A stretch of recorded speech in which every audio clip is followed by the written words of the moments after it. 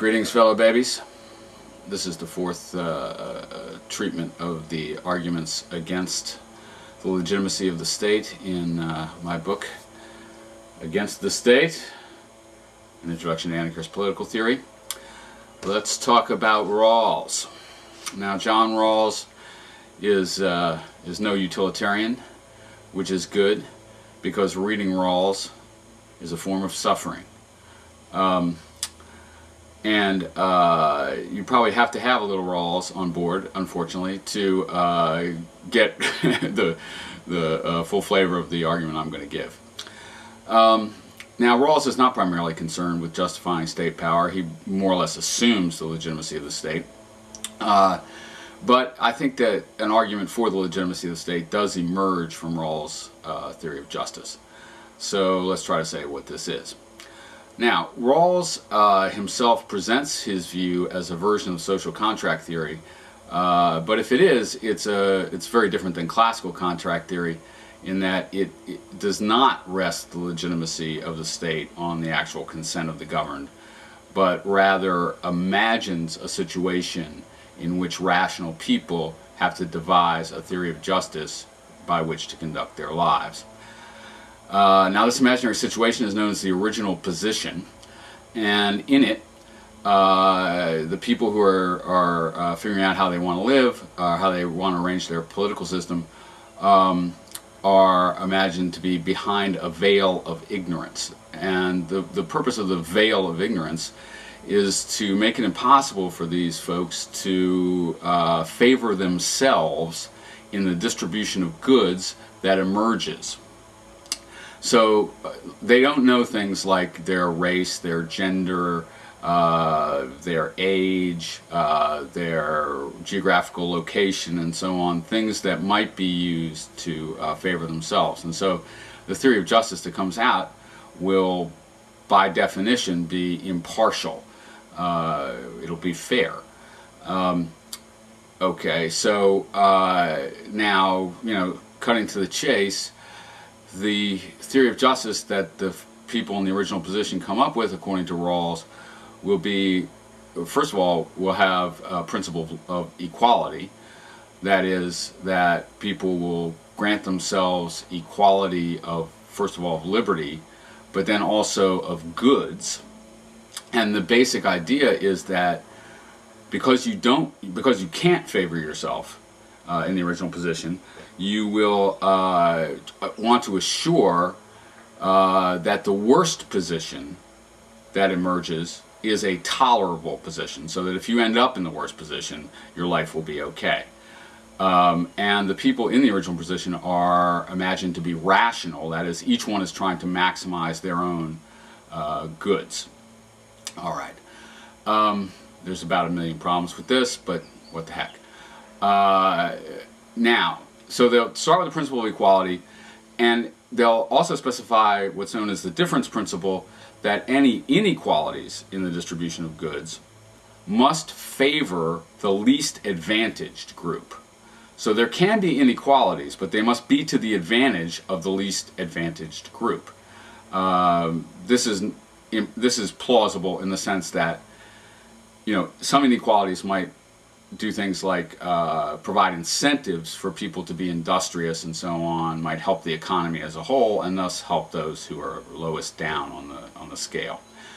Now, the goods that are being distributed in this situation are things like food, clothing, and shelter.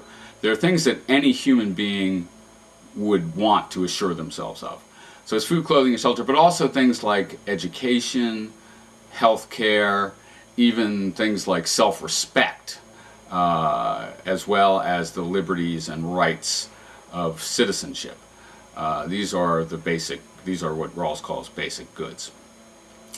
All right, so now one thing that Rawls doesn't really go into, but is obviously there, is that they're going to need a state in order to make this distribution and to enforce the distribution, to keep it in place, to enforce the difference principle, and so on. That is, they do one thing that they will decide is that they need a state.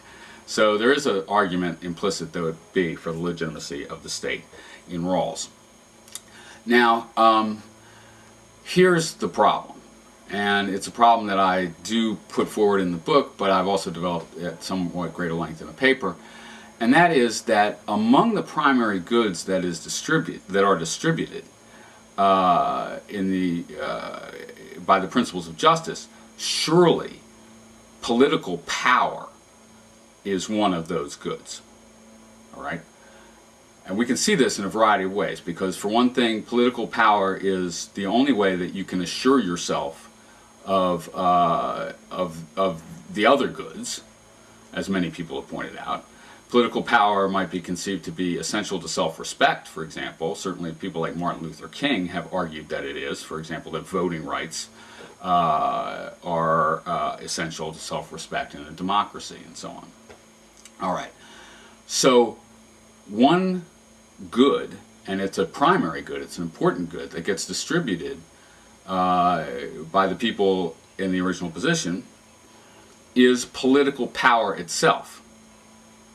Rawls doesn't say that explicitly, although he does mention powers at times as being among the goods. The problem is that in constituting a state, you are distributing all the political power to a certain group of people, or at least most of the political power to a certain group of people, and removing it from others more or less entirely. So some people in the state that emerges from the Rawlsian original position constitute the state. That is, they have a monopoly on force sufficient to enable them to distribute and redistribute all the goods of the society. To take some stuff from some people and give it to others, for example. Okay, that's an active monopoly of force. And the people who constitute the state in that sense have all the political power, essentially. Now, to make that distribution of political power is incompatible with the principles of justice that Rawls specifies. That is, they are not going to be, it's impossible to distribute them in a way that both enables the state to enforce the principles of justice and that observes the principles of justice themselves with regard to the distribution of political power. Okay, let me try to be a little clearer on that. You cannot distribute political power equally because some people constitute the state and others do not.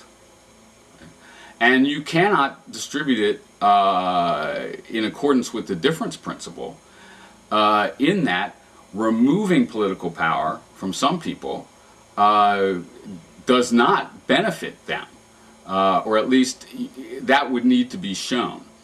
And in fact, the unequal distribution of political power required in order to enforce the principles of justice with regard to the other goods is liable to end up in a wildly unjust distribution of all the other goods by Rawls's own standards. That is, access to things like education, healthcare, wealth, and so on flow toward political power. All right?